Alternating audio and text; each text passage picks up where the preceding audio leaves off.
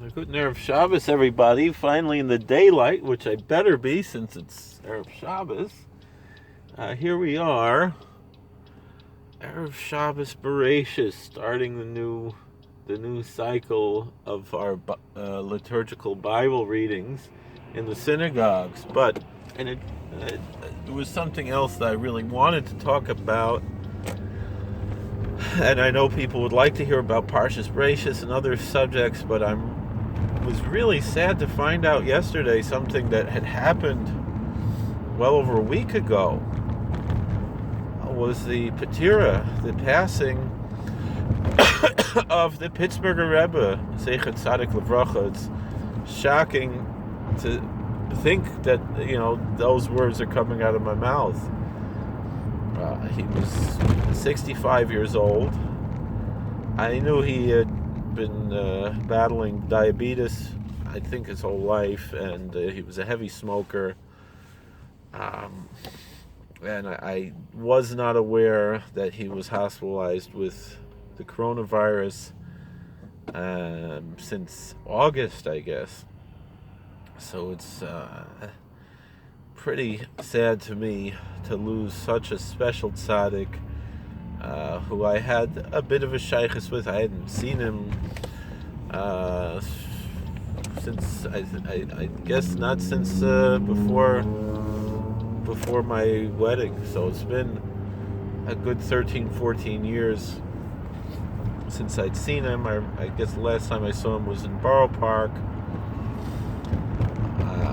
But I remember we brought him to visit our yeshiva in Queens during one of the trips that he made, and I remember a little tish he made in someone's house on a weekday in Queens. I still remember just about everything he said there. He was such a talented speaker and a talented, passionate, real, authentic Rebbe, and I understand it about Baruch HaKodesh, and just a phenomenal person.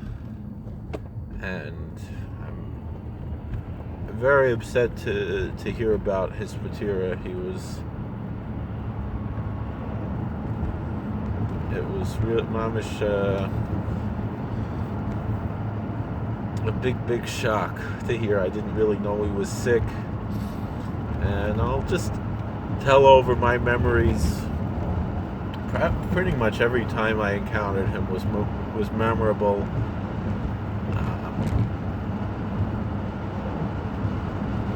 One thing, and he was a young Rebbe. When I first met him, he was in his 40s, and he had been a Rebbe for some time. By then, maybe about 5 years or 10 years or so. He was the third Pittsburgher Rebbe. So now we're the fourth Pittsburgher Rebbe. But he was actually born in Newark, New Jersey, and that's a story that I remember very fondly. One of the more famous stories that we all told many times about the Pittsburgher Rebbe. So our high school Rebbe, our Maggid Shir, and a Rebbe in his own right,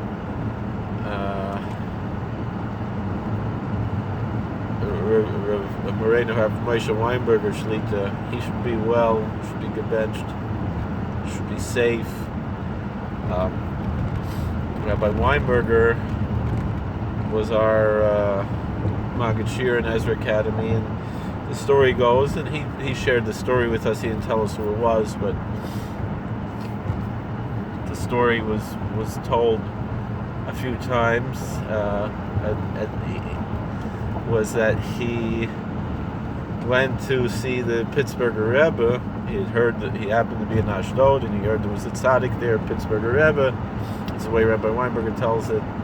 And the way he tells the story is, he goes into the Rebbe, and he goes, he figures that he's here in Eretz Yisrael, and he says in Ivrit, in modern Hebrew, he said, Slicha, ha-Yiddish shali lo kol kach tov. He said, you'll have to excuse me, my Yiddish isn't so good. And the Rebbe said to him, I was born in Newark, New Jersey. We could speak English. And of course the Rebbe spoke a beautiful English, and as well as a beautiful Yiddish and a beautiful Hebrew. He was very talented.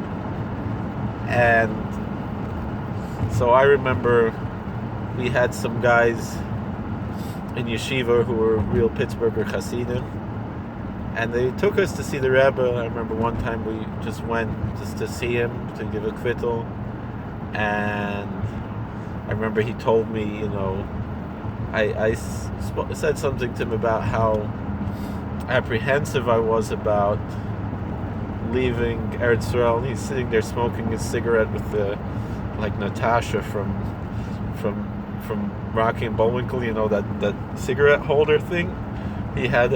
I'd never seen anything like that in my life. He's sitting there smoking his cigarette, and very charming person, with real, that Hasidish, looked like a Rebbe, and he was younger at the time. He put on a lot of weight later when the diabetes really got bad, but he was still very charming, very, with his illness. He, I hadn't seen him in the past, 10, 15 years, but I watched videos and things. I just watched a video today from maybe about 5 years ago, and he told me,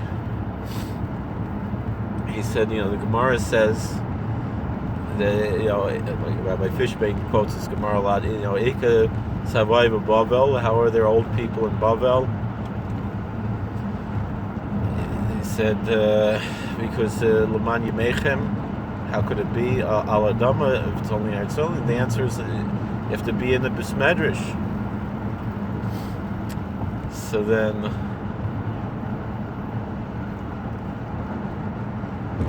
he told me, so then you have to be mashpia on other people, because when it comes to salting meat and kashrus, I said, there's no Bismedrash nearby, so how can I stay in the Bismedrash? So then he said, you salt the meat.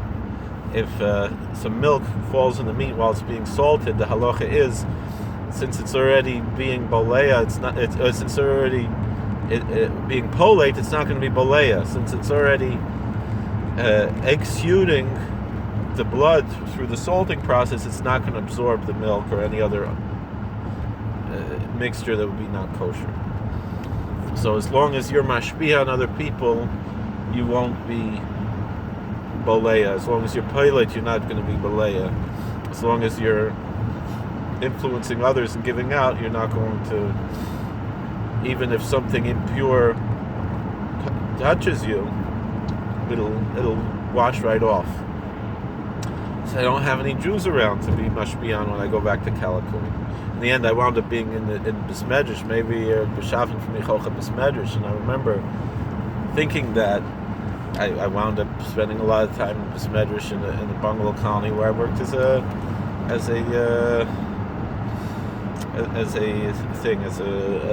madrich, what they call a camp counselor in a day camp. And I got to sit in Bismedrash and be around Erlich Yidin and Tzadikim. His own cousins, the Pittsburgher Rebbe from Borough Park, came one Shabbos, and his son had the yeshiva there, and so I was able to make nice connections to there, and other Choshev Yidin, Cheskel Roth's son, Reb Amram, and Cheskel should have a refuah shleima. I understand he's not doing so well, and the Sandra Rav's son, his son, Rabbi Deutsch from Detroit, a fine Choshev Yid, real Satmar Yid from Detroit, and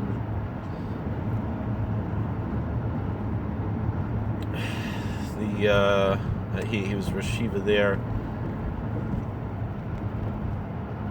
And so it's always gewein. That's how it was. Anyway, back to Ashdod. Before we forget about Monticello for a second, we go back to Ashdod.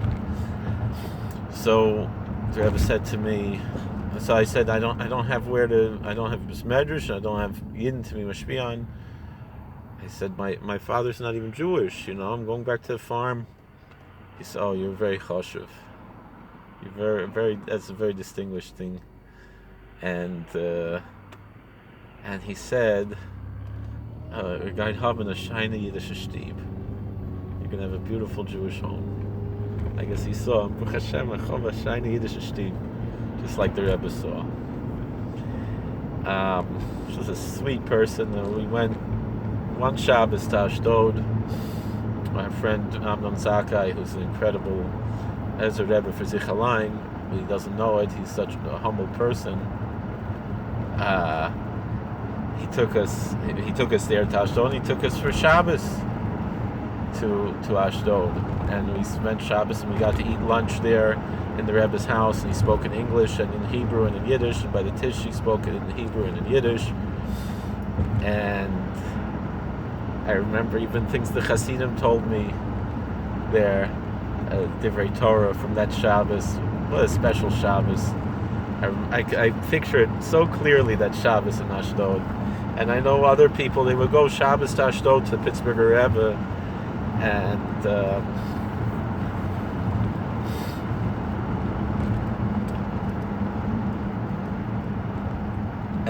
they told the story because there's Reb Kaddish Waldman. I wonder what his situation is, how he's doing. Reb Kaddish, he said he's not a Pittsburgher chassid, but he's a chassid of Pittsburgher Rebbe. He didn't want to punish Streimel, Reb Kaddish, but he's a real cool guy and a Talmud Chacham. And he would sit and learn in the back at Or Sameach, but he taught at Mevaseret, I think, or one of the other yeshivas, and he was like a mashgiach ruchni there, and he still is Reb Kaddish, I don't know. So he would bring the Bachrim Shabbos to Ashdod, and he would teach them meditation techniques and ritual magic, and he said, how you can send your energy through your hand, and he would. So some of the Bachrim, they thought it would be funny in the dark, Shalashudis, they put up their hands and started sending their energy to the Rebbe, and the Rebbe in the dark, he didn't see them. He said, "Stop it!" He said in English. So my wife's calling me, so I'll finish a little later. Thank you for watching. God bless. Please like, share, and subscribe. I have more stories about the Rebbe. See you later.